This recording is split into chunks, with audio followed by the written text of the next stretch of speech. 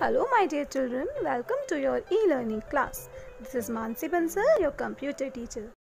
So in computers, today we are going to start chapter 10, Graphics in QBasics 4. Let's get started.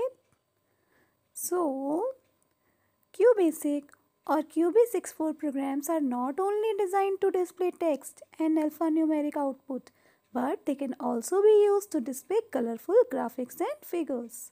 हम colourful graphics and figures भी बना सकते हैं. With the help of graphic commands we can draw various type of figures, design patterns in different colours and styles.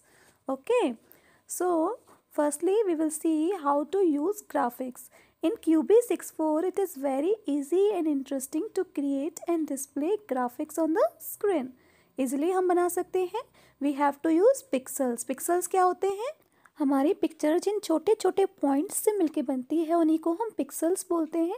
That means picture elements. हम यहाँ figures, patterns और different shapes बना सकते हैं.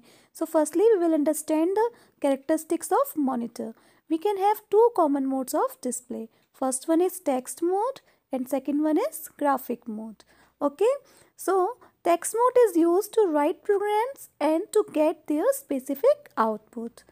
Okay, while graphics mode is used to draw figures on the screen. हमें screen पे figure बनाने हैं, then we will use graphics mode and this can be achieved by using the command screen1, screen2, screen7. So जब भी हम graphics use करेंगे हमें यहाँ पे ये सारी commands यूज़ करनी होंगी. The numbers used along with the screen statement defines the pixels of the screen. हम यहाँ पे जो नंबर यूज़ कर रहे हैं उससे पता चलेगा कि कितने पिक्सल्स हम यूज़ कर रहे हैं. सो हमारे पास टू मोड्स होते हैं. First one is medium resolution. In medium resolution, the computer screen is divided into 320 by 200 pixels, while in high resolution, the computer screen is divided into more pixels, that is 640 by 200. तो जितने ज़्यादा pixels होंगे उतना ज़्यादा resolution होगा और उतनी ज़्यादा हमारे पास क्वालिटी अच्छी आएगी. Now let us see the use of screen statement. Screen statement को यूज़ करके हम अपना रेजोल्यूशन सेट करते हैं. तो सिंटेक्स क्या है इसका? We have to just write screen and then mode parameter, that is 1, 2, 3, 4 जो भी है. ठीक है. So there are many screen modes, they can be use in QBasic and QBasics 4. Every mode has a different resolution and supports different number of colours. हम जो भी number use करेंगे उसके अकॉर्डिंग हमारे पास रेजोल्यूशन और कलर सेट हो जाएगा. So let us see a table. इसको यूज़ करके हमें समझ में आएगा कि कितना रेजोल्यूशन है और कितने कलर्स इसमें सपोर्टेड हैं. Okay, so you can see this table. इसमें हम डिफरेंट तरह के यहाँ पे हमारे पास स्क्रीन मोड्स हैं जिसके अकॉर्डिंग हम अपने स्क्रीन का रेजोल्यूशन और नंबर ऑफ कलर्स सेट कर सकते हैं. So QBasics 4 provides facility to change the screen mode with higher resolution. हम high resolution में set कर सकते हैं. We have two methods to set the screen mode in QBasics 4. First method is to use the screen statement. Screen statement को use करके हम अपना mode set कर सकते हैं हाई रेजोल्यूशन में. Second one is we can use new image command.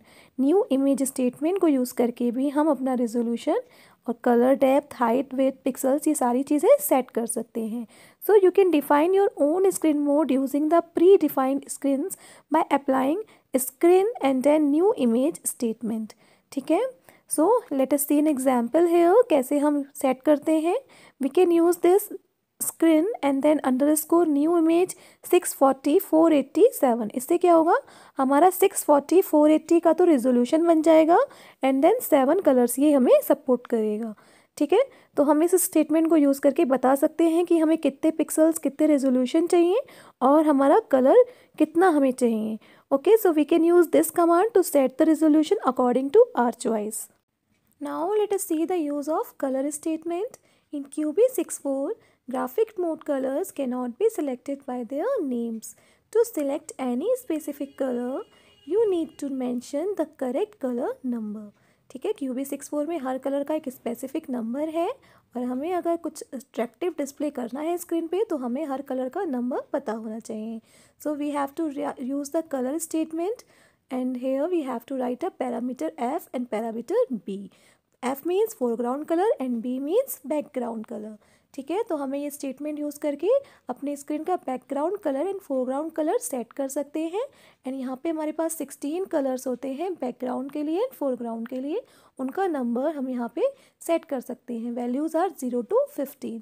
तो यहाँ पे we have a chart of colour names and numbers. तो हमें क्या करना होगा, कलर के साथ में जैसे 0 है तो कलर 0 लिखेंगे तो हमारा कलर ब्लैक सेट हो जाएगा, कलर 5 लिखेंगे तो कलर मैजेंटा हो जाएगा।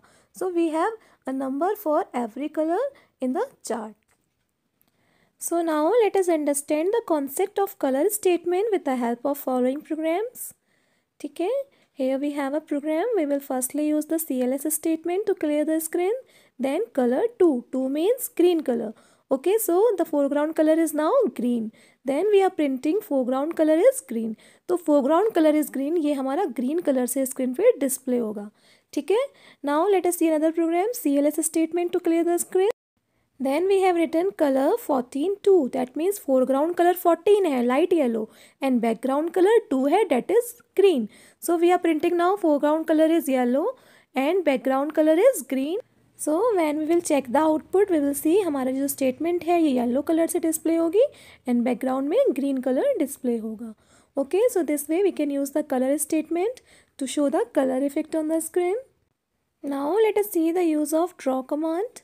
Draw command is used in QBasics and QB64 to draw a straight line in any direction on the screen. हमें स्क्रीन पे लाइन ड्रॉ करनी है, then we have to use draw command. The line is drawn with the help of pointer in the middle of the screen.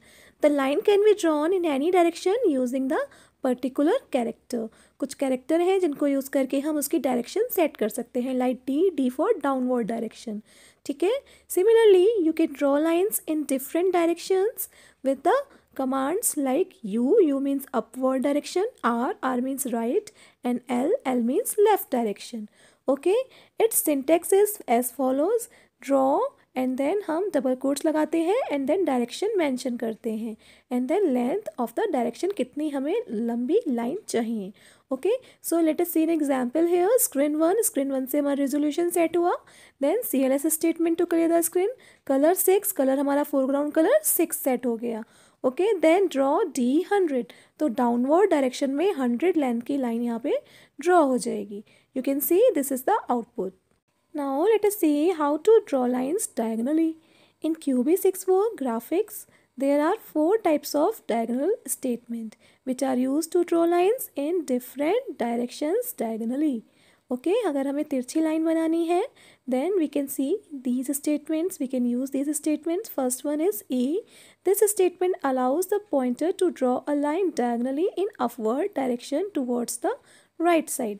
Right side में हमारी line diagonally बनती है upward direction में, so CLS statement use की, then screen 7 is the statement to set the resolution, then color 4 2, that means foreground color हमारा 4 हुआ, background में 2, that is green। ठीक है, then draw E80, इससे क्या होगा, हमारी लाइन राइट साइड में डायगनली जाएगी 80 लेंथ की। Okay, then we have next, that is F character. This statement is used to draw a line diagonally in downward direction towards the right side. Right side में हमारी line तिरछी जाती है, ठीक है, नीचे की तरफ downward direction.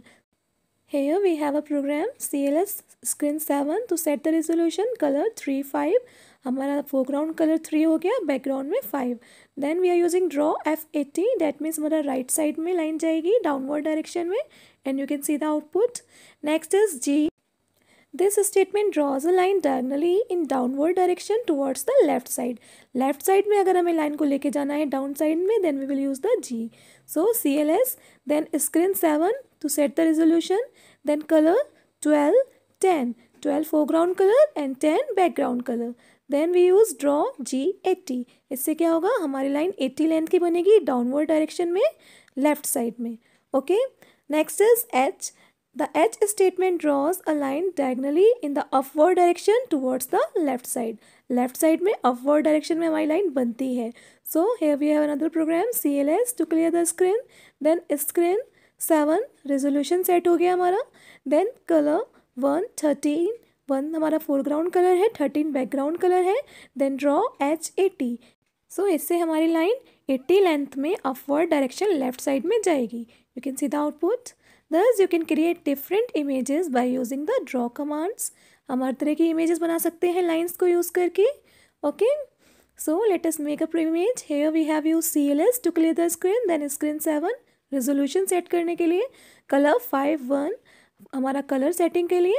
Then draw E30 and then F30 and then L60 and then again we have used draw R30 then F50 and then L100 E50. इस तरह से हमने यहाँ बहुत सारी ड्रॉ कमांड्स यूज़ की और you can see the output. इतना अच्छा हमने यहाँ पे फिगर ड्रॉ कर दिया. हमने 2 ट्राइंगल्स बना दिए. ओके, सो इस तरह से हम ड्रॉ स्टेटमेंट को यूज़ करके हर तरह के फिगर्स ड्रॉ कर सकते हैं. Now the next one is P set command. The P set command stands for point set. Okay, so this command is used to set the pixels at any specific location on the screen. इस command को use करके हम अपनी screen पे कहीं पे भी अपना पॉइंट या पिक्सल सेट कर सकते हैं. हमें अगर अपनी स्क्रीन पे एक पॉइंट सेट करना है जहाँ से हम फिगर बनाएंगे, then we have to use this command. Draw command में हमारी लाइन मिडिल में बनती थी, बट पी सेट कमांड को यूज़ करके हम अपनी रिक्वायरमेंट के अकॉर्डिंग अपना पॉइंट सेट करेंगे और वहीं से हमारी ड्राइंग बनेगी. Okay, so we can draw according to our requirement. We can use it with the draw statement. What is the syntax? We have to write p set and then x y, जहाँ पे x represent करेगा column and y represent करेगा row. ठीक है. So generally the graphic screen of the computer consists of 320 columns, that is 0 to 319 and 200 rose.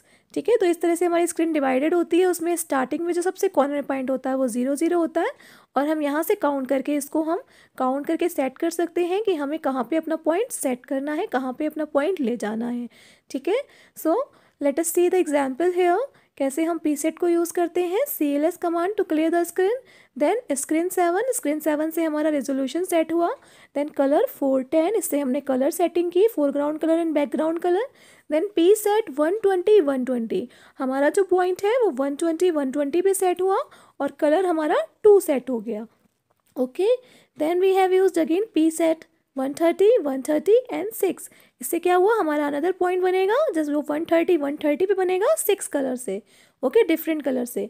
And इस तरह से हमने यहाँ पे 4 पी सेट कमांड यूज़ की हैं, जिनको यूज़ करके हमारे स्क्रीन पे अलग अलग जगह पे 4 पॉइंट्स बनेंगे अलग अलग डिफरेंट कलर्स से और वो हमें क्लियर दिखाई देंगे आउटपुट में.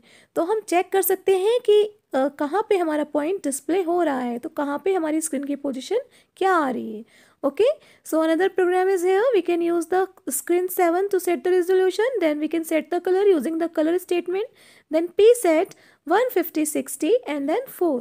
इससे क्या हुआ, हमारा जो कलर पॉइंट है वो 150 60 पे सेट हुआ एंड हमारा 4 कलर हो गया.